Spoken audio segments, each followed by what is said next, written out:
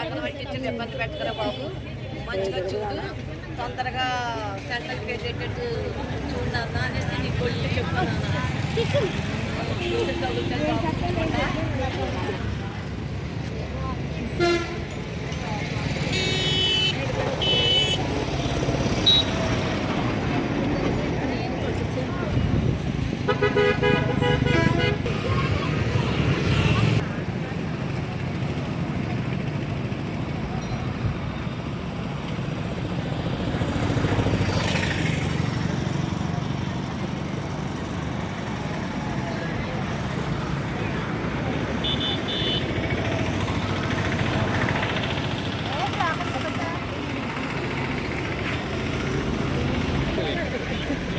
ఏదో పెట్టినట్టు మీరు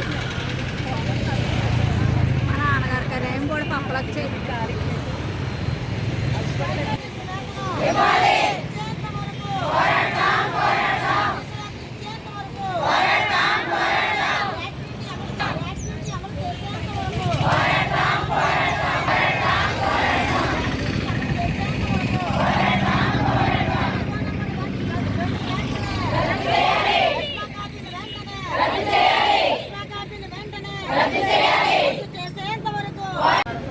చెప్పే పెద్దాపురం ప్రాజెక్టు పరిధిలో అంగన్వాడీ వర్కర్స్ నర్సరీలో 35వ రోజు సమ్మె కొనసాగుతూ ఉన్నది.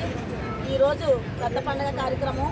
కానీ ఆ పెద్ద పండుగకి ఇంట్లో మేము పెద్దలకి భోజనాలు పెట్టుకుని కార్యక్రమం చేసుకుంటాం, బట్టలు పెట్టుకుని.